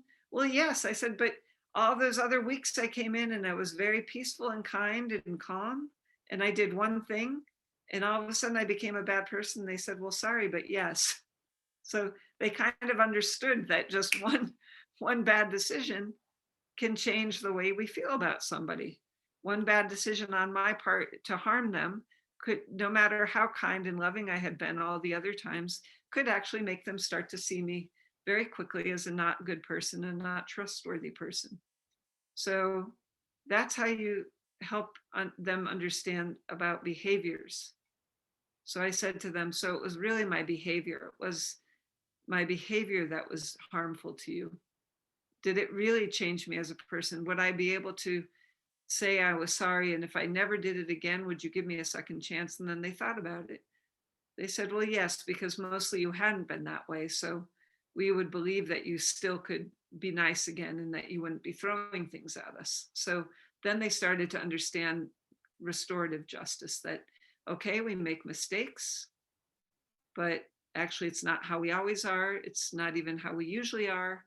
Sometimes we make mistakes, we make them over and over again, we get caught, and then we have to restore justice. We have to bring it back by doing things that make up for making mistakes. So we have to earn people's trust back, basically, by taking responsibility. So that's very powerful because often the children, well, first of all, with children, more people can empathize with children, but some of the kids I met in Portland, Maine, one boy was only in 6th grade. He had a rap sheet, pages and pages long. In one case, it was when I was a teacher and he had kicked me and he had unfortunately hit my pinky finger that I had broken playing basketball. So it really was quite painful and swollen. And because he made contact with my body, the police were called. Well, the principal was behind closed doors calling him all sorts of names, very unattractive swearing. And I said, well, I don't want to press charges. And then they were all shocked. I said, I want to talk to his social worker. There's a restorative justice program. I want to go that route. And, the teachers weren't really for it. But in the end, it was the best decision because his social worker called me. He said, yes, we can do this. Thank you for wanting to do this. And when we finally sat down and this boy came into the room and I knew he had really liked me, he didn't really mean to kick me. He was trying to kick a little girl student, which, doesn't make it better on my side. I mean, he shouldn't be kicking anyone. But when he saw me, he broke into tears and he was sobbing, and all the things that he couldn't control just came flooding out through his sobs and his tears. And I'm sorry, and can I have a hug? And it was from his heart, because that is his true nature. Yes, he's got a karma not to be in good environments, not to be learning good lessons, to feel frustrated, to not show his soft side. But I always saw the soft side. I could see it was there. I believed he didn't want to be like this. And I didn't think just locking him up with no one to help him undo those things was going to be a solution. Yes, he had to take responsibility for it. He still had hours of community service he had to do. I'm all for that. But I think we need to help people learn to uncover their true humanity. And this can only come through nonviolent approaches and through karuna, through compassion. If we only always focus on punishment, this world will be a very, very dark place very quickly. The belief and the expression of the sins of the fathers and mothers is passed into the next 7 generations. Yes. Practice leads to the compassion and empathy for the hurts and yes, also that's what I'm talking about, because the hurts and pains of our mothers, those are the families that these children are living in. Those I talked last week about my own mother having some anger habit, that however she developed it. I mean, I heard later in my life that her father and mother had problems with violence. I know that because a very violent episode happened, and my grandmother lost her life to the hands of her youngest son. So I know very well about this violent dynamic from my own family. And so still there has to be deep compassion, because no one in their right healthy mind wants violence. No son wants to lose his composure to the degree that he takes the life of his mother. No niece wants to be in a family where her uncle has taken the life of her grandmother. No one wants these things, and yet they're happening, and they've happened to me. So I know what I'm talking about. And I know the power of the compassion and forgiveness. I don't even like the word forgiveness, because it's not my place to forgive. I'm not a judger. I'm not in a place of judgment that way, of offering forgiveness to my uncle, but I can understand and forgive the action, because that action was driven by a mind that was full of delusions, full of hatreds, full of mental illness. As Ken Rinpoche said to me once, many, many years ago, actually, anyone who's not a Buddha is suffering still from some mental illness or mental delusions, because they're not seeing the true nature of reality. If you would see the true nature of reality, you would never harm another living creature, not even an insect, because you would appreciate how dear and precious all of life is to everything that lives.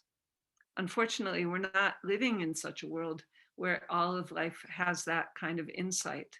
But once we ourselves have it, that's our foundation. That's our foundation. And once we ourselves have that, there's nothing that loving kindness and compassion can't overcome, because loving kindness and compassion as the foundation is the strongest truth.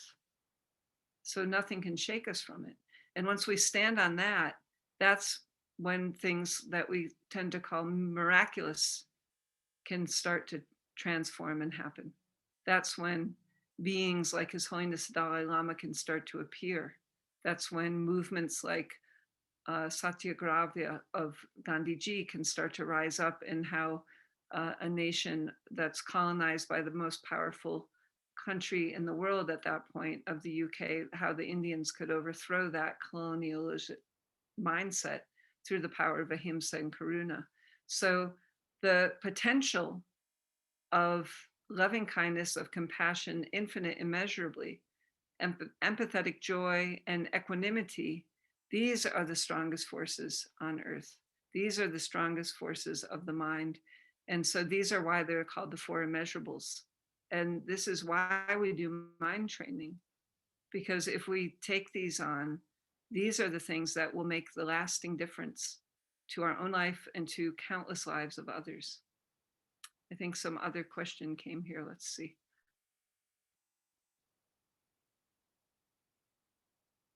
I do not understand how you do not feel comfortable with forgiving someone since it is a judgmental, yet you will forgive someone's behavior. Yes, because in the view of Buddhism, there's no real person there to forgive. It is only the behavior. It's only the expression of what showed up in that moment. So that person is many, many different, well, in a selfless way, is an expression of many, many different causes and conditions. So in that sense, the person labeled as my uncle, labeled as my mother's brother, labeled as someone's son, and labeled as a name. I mean, all those things that he is are much more beyond what I could know him to be. So that depth and complexity could lead me back to his Buddha nature, but the behavior of the activity of what someone is doing, expressing in any given moment in time through their body, speech, and mind, it's the behavior that needs to be looked at. Is the behavior beneficial? Is the behavior loving and kind? Is it ethical? Is it compassionate? Is it non-harming? It's the behavior, because that being is capable of expressing many different kinds of behaviors. And so we can judge the behavior knowing that if the behavior is ethical, good, beneficial, then the being, however they're expressing, whether it's someone's uncle, someone's brother, someone's son, someone's colleague, someone's husband, however that being is expressing, as long as the behavior is good, all the roles that they play, whomever they might be, I don't need to judge or know how they act in those other roles. I can just feel good and comfortable that those behaviors are qualities of that and expressions of that person's being in whatever role they're playing. So there's no one person there for me to judge, because that person, it can be many different people all at the same time.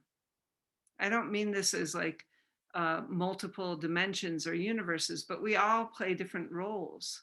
So I don't want to judge a person, but I want to look very deeply at that behavior of how that person is using their body, using their speech, using their mind, and then carrying out activities in the world, regardless or irregardless of who they are to whomever they come in contact with.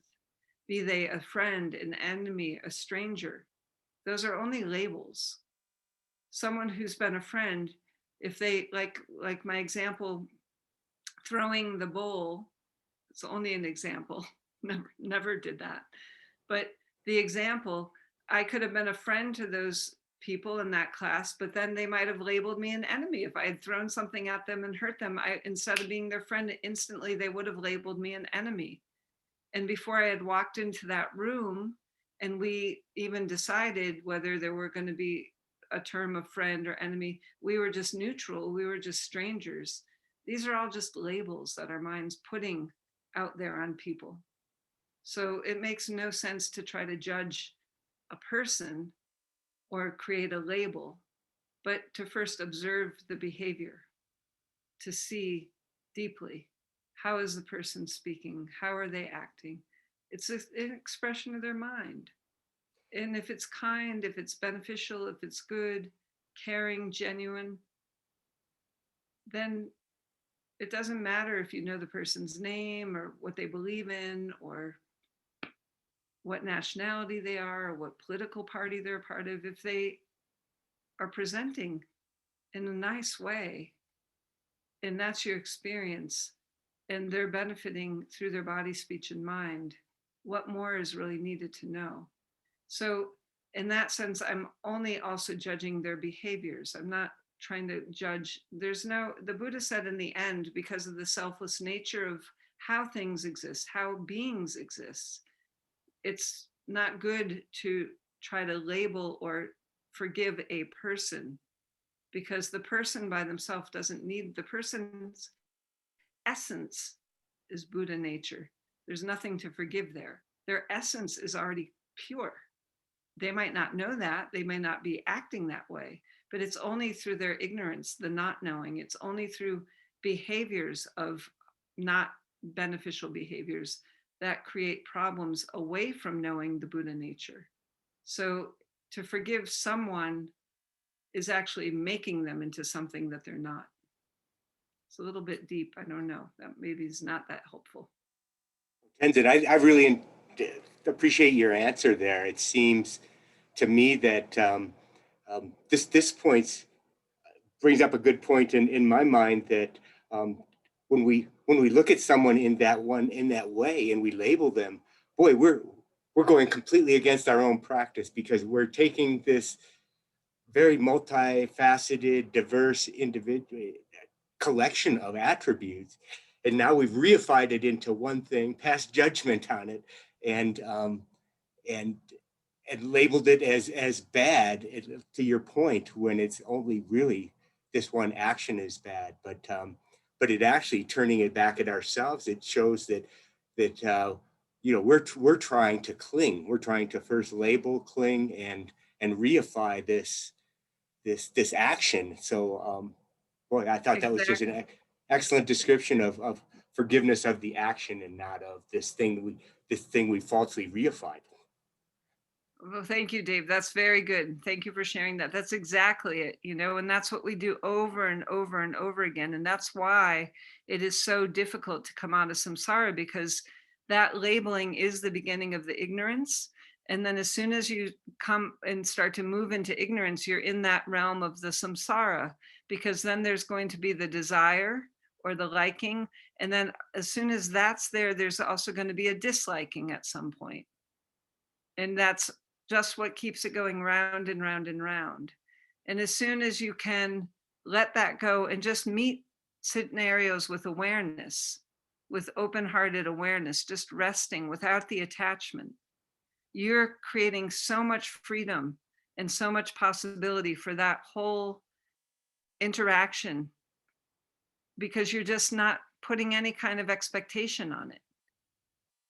It doesn't mean you give up your power of analyzing. You can still use, and you should still use, your power of analyzing beneficial, positive, good, ethical behaviors versus not.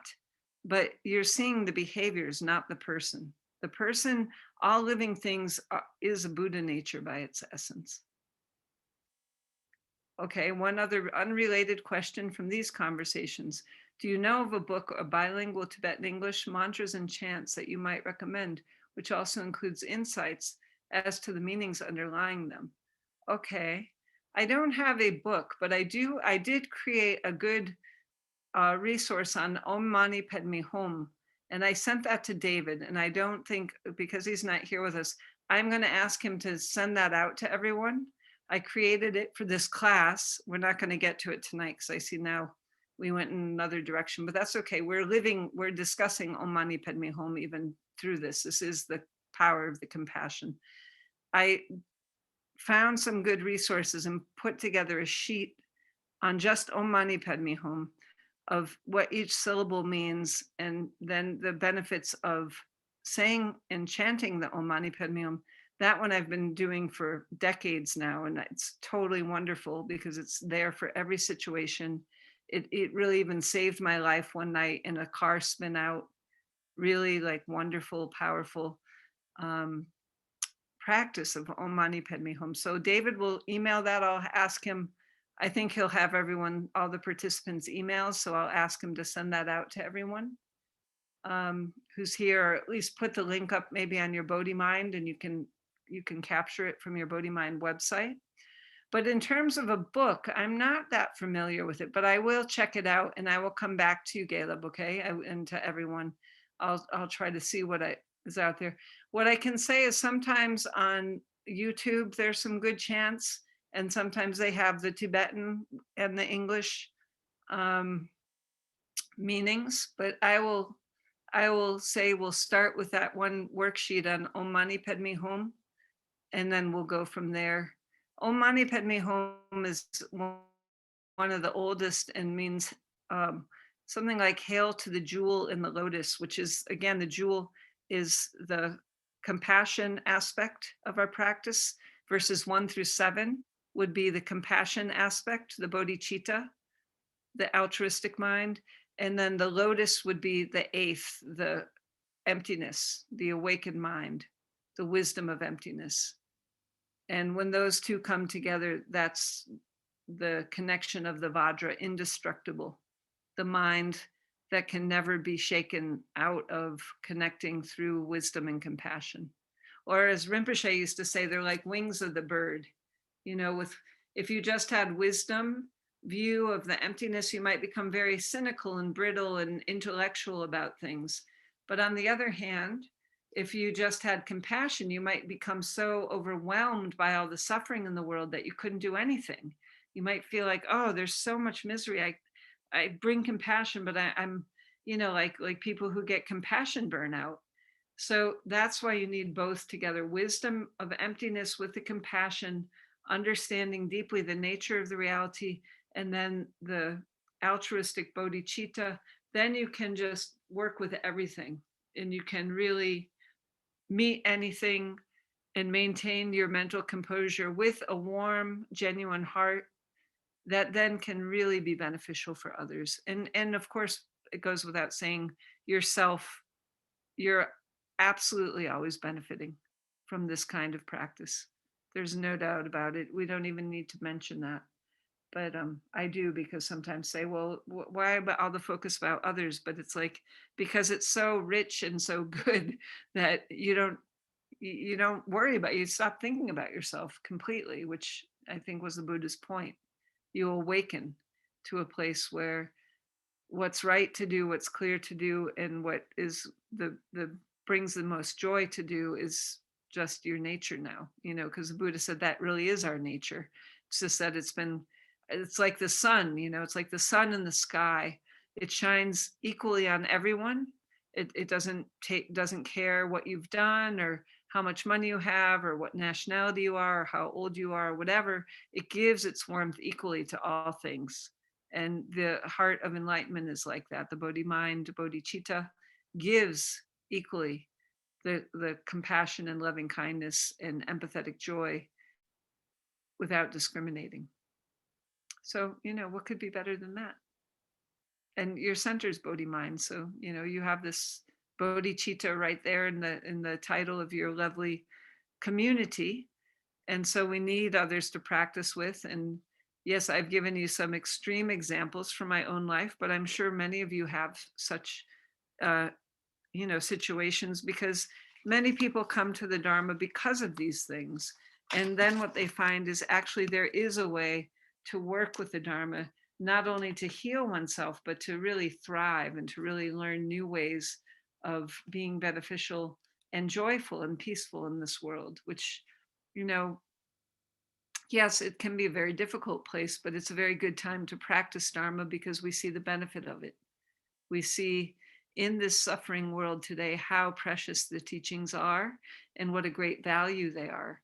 In other times of this world system, it's not always as this intense. Sometimes it's in a creation phase or sustaining phase, which means we don't really feel like we need or we think that much about our practice. You could think of it even now as like from 2019 versus 2020, pre-corona to corona. Like you're thinking a lot more about freedom and about things that you didn't think about before, about how good life was and how easy things were to get together, to travel, to not have to wear masks, to not have to think about, So when things get tough, they make us appreciate sometimes things we've taken for granted. So the Buddha and our own Kensei Rinpoche have said, actually, this time that we're alive in is very excellent time to be alive, because it shows us the value of Dharma and it gives us even more opportunities to realize its benefits.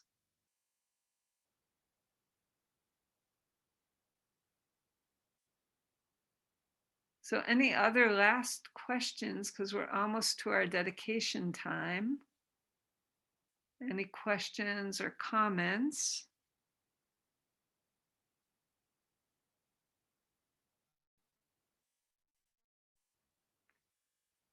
then maybe we shall put up these dedication verses.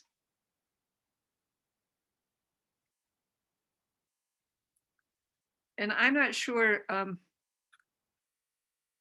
I guess with this chat, with the questions to send the resources, maybe Galeb, you can send a separate, well, I don't know if I'll capture your email, if I'll be able to come back to it, but maybe you can send it to David and he'll send it on to me. Could you do that? Because it might disappear after this session finishes. I'm not sure how to capture your, let me write it down. I'll just do it the old fashioned way. Yeah, and she could just send that to bodhimindcenter@gmail.com. I'm using my Luddite technology of a pen and paper.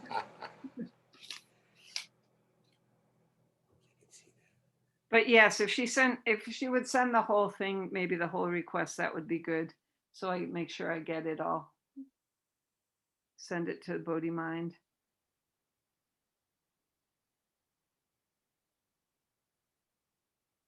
Okay.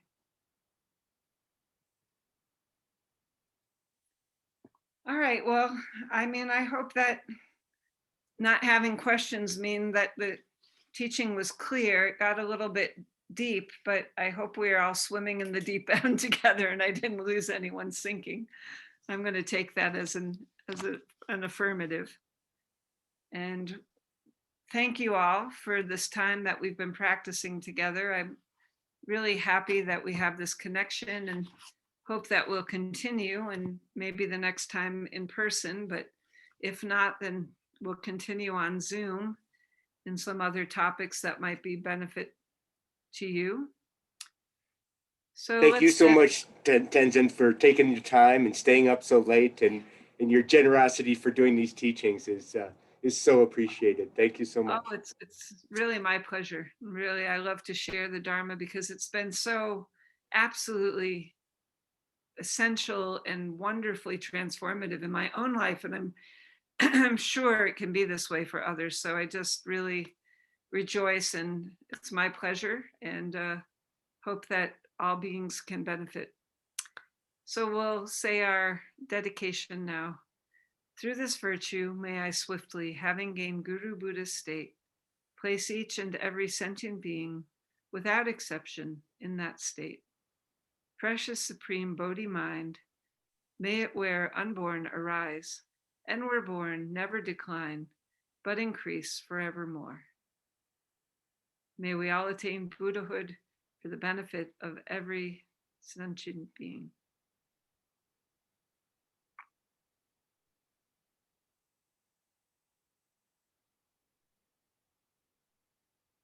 And especially tonight, we dedicate for David's health. May he feel better swiftly. And we send him all of our loving gratitude for having founded and bringing together such a joyful and beneficial project as the Bodhi Mind community. Okay, everybody, well, enjoy your Sunday. And until the next time we can gather, just be well. And thank you for your nice comments. And oh, there's everyone. That's nice to see. Let me put my specs on here, then I can say hi. Hi, I couldn't see you all before. Oh, there's Carla. Okay, Robin and Anna, I cannot see. Robin and Anna, you have bedhead. You don't want to be seen this morning. Okay. I'm coming. Here I am. Hi, Anna. Robin's beaming through now. I'm beaming through. I love you, Tenzin Dazzle, and every time I get the chance to see you and hear you, my life is changed, and I'm just, the penny dropped, and I am just overflowing with joy. Oh, how wonderful that is. Well, of course, I love you all, and I think it's just absolutely sad in one way that we can't be together, but on the other hand, how wonderful, like this technology, at least we have this. There's Rick. Rick's in the Potala. How you got there, Rick? Great. I love the background. You know, and yeah, and as I said before, for me also, like Karen wrote me a letter. I forget, Karen Retton, Rettenwald. What's Karen's last name? Dave? Rechtenwald, Karen Rechtenwald. From who I stayed with. Yeah. She wrote to me and said she was sorry that she couldn't join, but she asked me like, oh, are you missing traveling? And I have to write back to her, but I thought, I'm not really missing traveling, but I'm definitely missing the people. You know, like the traveling was getting really pretty hectic, but I really miss, you know, I like being with people. I'm a people person. And yes, now a year and a half into being in India, not leaving and coming back to the US, like there's a big difference in culture. And as glorious as it is here at Jetsuma's nunnery and with all my sisters, young and old, who are practicing, it's lovely. But, you know, it's been mixed for me because my heart has been feeling like the pain of the US, and it feels a little difficult sometimes to be this far away. So I feel at least your nice feedback lets me know my practice is doing something. And my own intention is to come back at some point and to do more. So I think in the meantime, let's all keep going together, because what we do individually, I'm sure of the deep collective connection of interdependence is very important, is making a big difference. And it's, you know, what does a quote Margaret mean? Never underestimate the power of a small group of people to make big changes, or something like this. You know, it's true. And Buddhism's never been like one of the big major world traditions. You can even say it's a philosophy, it's a science of mind, it's a religion, but it's really impactful. And even Einstein said, if there would be a tradition for the future, it will be Buddhism, because it can go together with the science. And so, you know, I really appreciate that you're taking your precious time, that we've had this opportunity to go through these verses. I sent to David also in some other resources where you can go on YouTube. His Holiness the Dalai Lama just did a teaching on these about 7 months ago. I sent a link to Jetsuma's teachings, and it's good to listen to different people's approaches, because you might take some different pennies might drop in different ways. So, but glad that they've been dropping, and I hope, you know, neighbors are getting healed from living next door, or at least your headset's working for you, Anna. I was thinking about that. And, you know, may all be free and genuinely happy.